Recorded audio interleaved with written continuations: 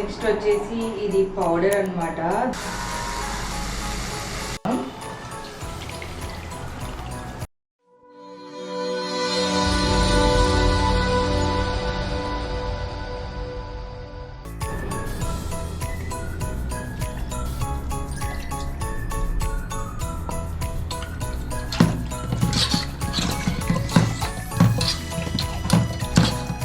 Hello hi, Sunday special మా ఇంట్లో అయితే చేపల పులుసు అనమాట. నేను ఫస్ట్ టైం చేస్తున్నాను.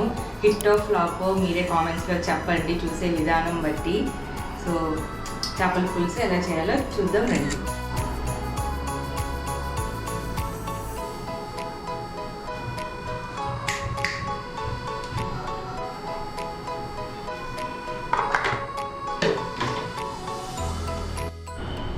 ఆయిల్ కొంచెం హీట్ అయితే నేను ముందే 2 పెద్ద ఆనియన్స్ కట్ చేసి పెట్టుకున్నాను అనమాట. సో అది వేసి వెళ్తాను.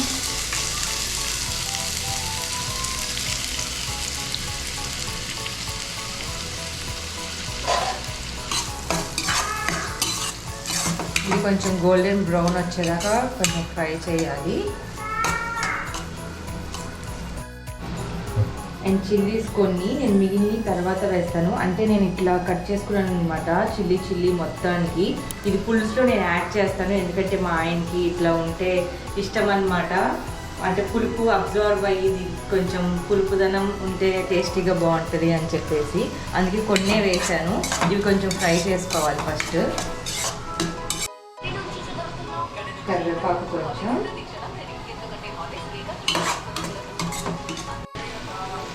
పసుపు కొంచెం,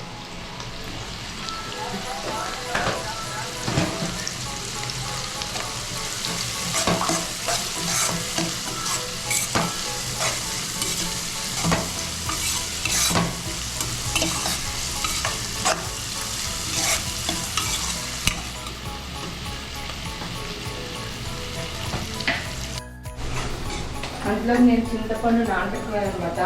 ఇలా సిమ్లో పెట్టి కొంచెం ఉడికిస్తే త్వరగా ఉడికి మనకి గుజ్జు అనేది వస్తుంది. అందుకే నేను ఇట్లా స్టవ్ మీద సిమ్లో పెట్టుకొని బాయిల్ చేస్తున్నాను. సో ఇది కొంచెం ఫ్రై అవ్వాలి ఇంకా. అండ్ అల్లం వెల్లుల్లి గసగసాలు పచ్చి కొబ్బరి వేసుకున్న పేస్ట్ అనమాట. టేస్ట్ బాగుంటుంది, ట్రై చేయండి మీరు కూడా. అండ్ గుజ్జు కూడా వస్తుంది, అంటే పులుసుకి కావాలి కదా కొంచెం గ్రేవీ టైప్, అట్లా కూడా ఎక్కువ వస్తుంది అనమాట. ఇది కొంచెం పచ్చి వాసన పోయేదాకా ఫ్రై చేసుకోవాలి. ఫ్రై అయితే అయిపోయింది. నెక్స్ట్ వచ్చేసి టమాటా ప్యూరీ వేస్తున్నాను. కొంతమంది టమాటాలు కూడా వేసుకుంటారు. సో అది పీసెస్ కింద ఉంటుంది కదా, అంటే నేను పేస్ట్లా చేశాను అనమాట. ఒక 3 టమాటాస్ అట్లాగా.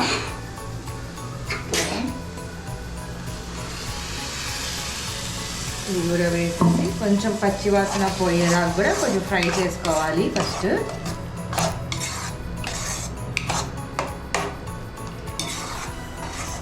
ఇవ్వాలి,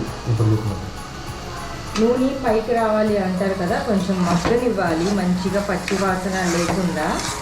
సో అప్పుడు దాకా కొంచెం ఫ్రై చేసుకోవాలన్నమాట. దీన్ని చూసారా, ఇలా కొంచెం కాగబెట్టుకుంటే ఈజీగా గుజ్జు ఎట్లా వచ్చేస్తుందో. మనం వెయిట్ చేయాల్సిన అవసరం లేదనమాట, ఈజీగా అయిపోతుంది చింతపండు గుజ్జు.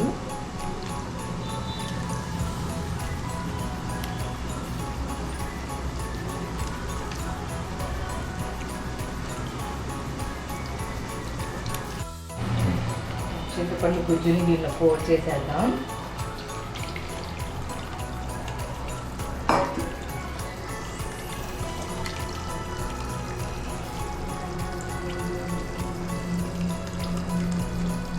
ఇలా స్ట్రెయిన్ చేసుకున్న దాన్ని మళ్ళీ ఇంకొంచెం వాటర్ పోసుకొని మళ్ళీ ఇంకొక కప్పు వాటర్ అయితే పోసుకోవాలి.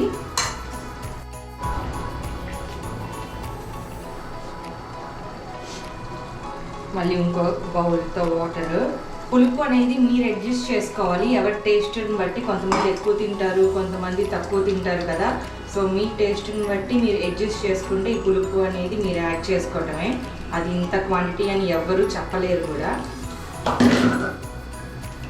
అండ్ ఇలా డైరెక్ట్ పచ్చిమిరపకాయలు అనమాట, జస్ట్ ఘాటు పెట్టుకున్నాను, దానిలో పులుపు ఎక్కుతాకి అవి ఇలా వేసేస్తున్నాను.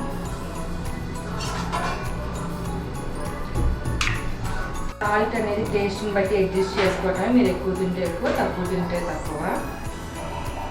కొంచెమే వేసాను, నేను తర్వాత టేస్ట్ చూసి మళ్ళీ యాడ్ చేస్తాను అనమాట. నెక్స్ట్ కారం కూడా అంతే టేస్ట్ని బట్టి.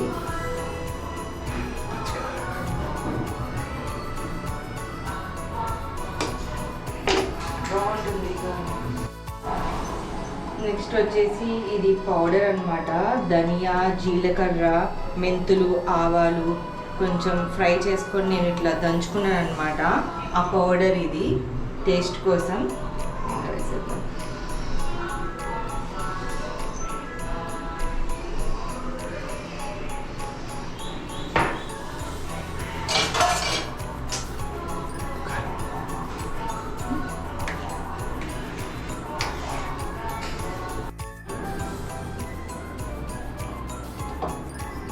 ఇలా అయిన దాంట్లో సిమ్లో పెట్టుకొని మనం నెక్స్ట్ చేప ముక్కలు యాడ్ చేసుకోవటమే. స్లోగా డిప్ చేయండి. వన్స్ చేప ముక్కలు వేసాక అస్సలు కదపకూడదు అనమాట, ఎందుకంటే స్మాష్ అయిపోతాయి అంటారు కదా, చిరిమిపోతాయి అని చెప్పేసి అలా అవుతాయి. అందుకే అస్సలు కదిపియద్దు, జస్ట్ ఊరికే తిప్పండి అంతే గరిటెతో.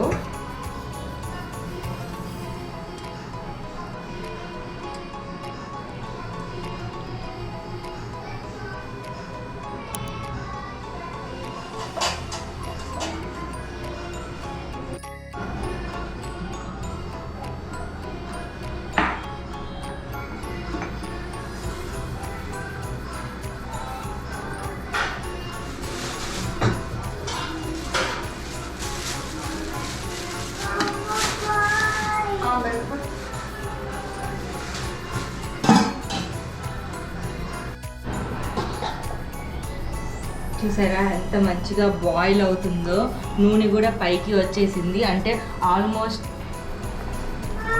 అయిపోయినట్లే.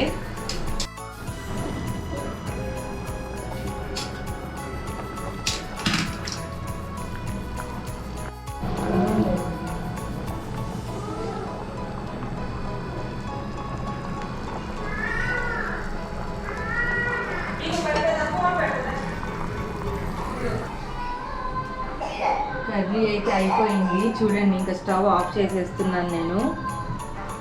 ఫైనల్లీ కొత్తిమీర లాస్ట్లో కొంచెం టేస్ట్ కోసం వేస్తే ఇంకా అయిపోయింది. చేపల పులుసు అయితే అయిపోయింది. నేను ఫస్ట్ టైం చేస్తున్నాను అనమాట ఈ 2 yearsలో. సో టేస్ట్ కూడా చేసి చెప్తాను మీకు ఎట్లా ఉంది. నేను అసలు ఎవరిని అడగలేదు, నాకున్న రెసిపీతో మా అమ్మ చేసింది కానీ లేకపోతే మా అమ్మమ్మ వాళ్ళది అట్లా నేను చూసి నేను చేశాను అనమాట ఫస్ట్ టైం.